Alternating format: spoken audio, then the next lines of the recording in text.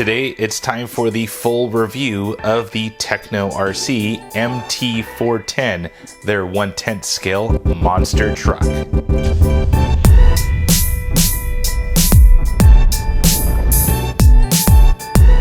Hey guys, Rich here from the RCNetwork.com, and today it is time to review the Tekno RC MT410. Yes, this of course is their 1/10 scale 4-wheel drive monster truck kit version. Now, if you haven't already done so, please check out my build series and also my running video. Lots of good information, and you can see exactly how this thing drives and everything that went into putting this kit together. Now, like all reviews, this is 100% all of my own opinion of this kit. I have personally built it myself and personally driven it. This thing is a pleasure, and let's share some ideas. Now, I did mention that this was a kit version, so you do have to put it together, and you do not get everything you see here in the video. You do have to supply your own electronics, your own body, and your own wheels and tires to make this thing run. Now, what's so special about a kit? You get some top quality parts that you would not find in an RTR vehicles. You get things that will definitely last, and the Tekno RC brand is race proven. So let's start off with some of the items that I chose to complete my kit. First off, I chose the Proline 3.8 inch Badland tires. Now, these were pre-mounts to the Desperado wheels. They fit perfectly on the MT410. I really like the traction. They are a tiny bit small for the size of vehicle this is, but the traction was just unequal to any other tread pattern. The body I chose was from Proline Racing. This is their 2017 Ford F-150 Raptor body. Now, this thing is definitely tough. Being an open-wheeled monster truck, you don't get a lot of things hitting this body except when you flip it over on its lid. Now, this thing is very stout throughout the form, and you can feel the thickness of the Lexan from the front to the sides and all the way to the rear of this body. It is super thick overall. Electronics wise, I am running a Futaba receiver that's mated up to my 4PV. The Tekno 4038 sized truggy motor is 2000 kV, super powerful. The RX-8 Gen 2 is just unequal to any other ESC, especially when pushing some serious power to this T8 motor. The Hi-Tech D951TW is a workhorse and has plenty of torque for this monster truck. So how did the kit assemble? The kit is so easy to put together. Tekno makes some of the easiest, straightforward kits on the market.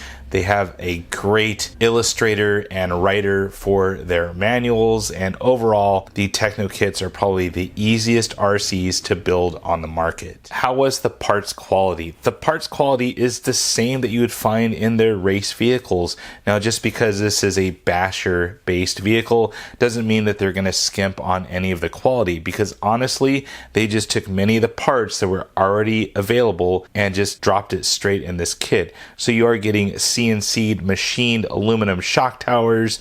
All of the pivot points are all CNC machined. The motor mount is. You get some top quality parts in this vehicle.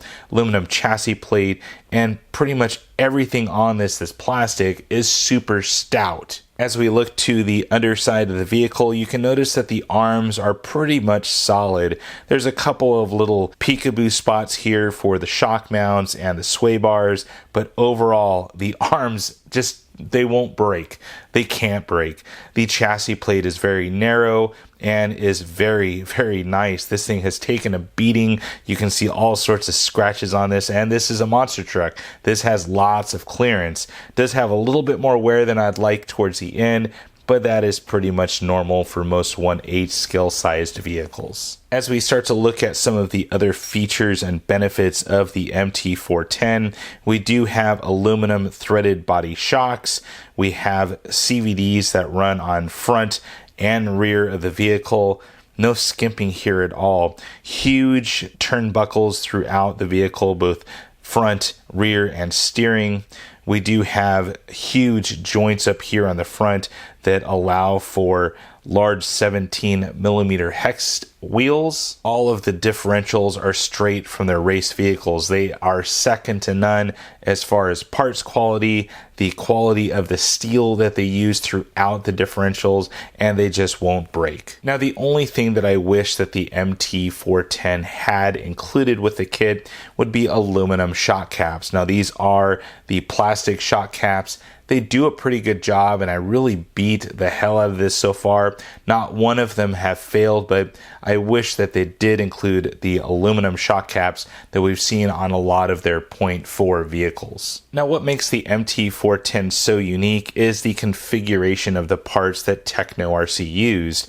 Now, they did use the shortest chassis available from the EB48 lineup, so it is a buggy-sized chassis, but it does use the truggy size arm, so it is very short in length but very wide on stance. So it's using those large truggy arms. This thing has a wide stance, a short torso, and it can be maneuvered very easily in the air. Alright, so how does this thing drive? Well, the MT410 drives like no other monster truck out there. This thing just has tons of suspension.